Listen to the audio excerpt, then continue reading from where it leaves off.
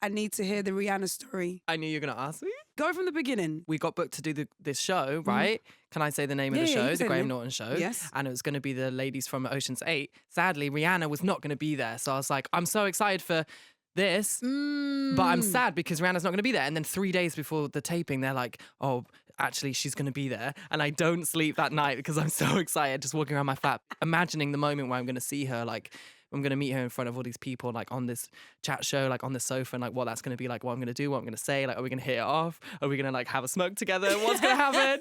Like, I'm so excited. And then I couldn't sleep. And then the day arrives. It was in the evening. So we get there like 4 p.m. and our dressing room is like right next to hers. So it's literally like years and years. And the next one just says Rihanna. So I'm there like taking selfies in front of the dressing room door. The show starts taping and like I don't meet her until literally I walk out onto like sit on the sofa. No way. So you didn't get a pre-meet? No. I honestly thought I might faint. So I was like, don't faint. Just get through this. Like, but I also felt like I needed to communicate to her like how intense my love is for her. Was, yeah. But in a way that didn't freak her out. Because I wanted to be like, I want us to have a relationship. She was so nice. Like she was just being so sweet. And then like after the whole chat show bit and like she was walking down, I was like, you're amazing, I love you, you're beautiful, you're incredible. And she was like, thanks, oh, my fans love you. And I was like, what? What? They do? What? Did you go in for a hug straight away or when did the hug come? I hugged her straight away and then I gave her a copy of the album and I was like, I love you. And then I hugged her and I gave her the vinyl and I was like, you can throw this away if you want to. Like, you know, like if you don't want it. And she was like, what? No, I would never do that. And then hugged me and I was like, what does she smell like? Like dreams and wishes coming true.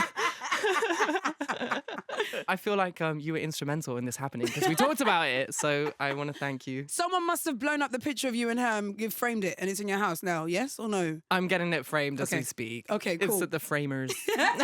Where's it going to go? Where are you going to put it? I was going to put it above the bed. Okay. Send a real clear message to any prospective. So anyone that's coming into the room, this is the level of great that you have to be. Yeah. Otherwise, just wait outside the front door and I'll just wave. So amongst all of this, you've made a whole new album. Yes. With the gang. Yes. Have you had any nerves with this one? Well, we didn't know what we wanted to do. Okay, yeah. The whole process was very like trial and error. Mm-hmm. Mostly errors, I think, because we just had so many songs and for quite a long time it felt like nothing was working. Mm-hmm. It was a struggle to like get it going. But in the end, you know, like there was a point where it all clicked together and I said to Mikey and Emery like, oh, I really, really want to make this album like with this crazy concept visually and you know, so I think these songs are going to work and we should make more songs like this. And we were all just like, okay, yeah. I remember the last time you this still makes me laugh to this day when I was talking about, you were saying that the guys didn't love the new single. Yeah.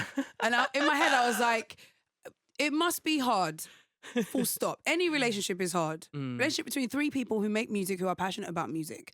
And this is you guys building something together. This hasn't been done before. You're the first years and years. Yeah, the very first. You're the first years and years. Can't wait for the next years and years. The robot years and years. The clones. The clones. I kept thinking about what a room must feel like with all three of you in it. Trying to get, I don't even know, anything that, like the track list. Yeah. How long did that bit take? Well, it took forever because everyone has favorites, you know, and like the thing is like the tensions and like when you do argue like as a group, like sometimes you get really good stuff from that and like it's good to have like, because it's all about that chemistry, you know, between you that makes it special. Absolutely. We spent so long talking about it, going back and forth and like trying to make everybody happy, and in the end I just made a list of 10 tracks and I was like, this is it. No, you didn't. Yeah. Did you make the list in front of them or did you just come from home one day with a list of songs? No, I mean I was listening to everything. Okay, cool. And like, you know, considering all options, and then I was just like, here we go. This is it. I'm basically telling you, how much of a dictator I am in the band.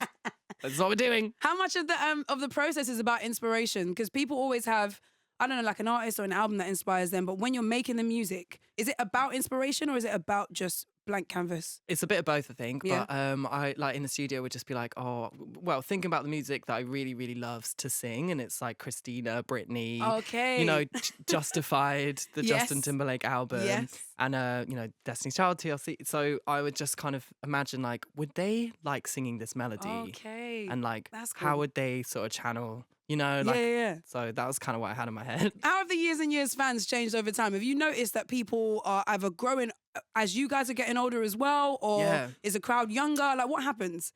Go from like day one to now when you look into the crowd and see people. We noticed that we had a lot of young fans, like young teenagers, and even like younger. And now what's crazy about our audiences is how like there's so many different ages. I've had 2 builders in the last week, like actual builders. Really? Yeah. And I'm always so like That's taken aback. amazing. I'm like, what? This Are you doesn't joking? fit with my worldview.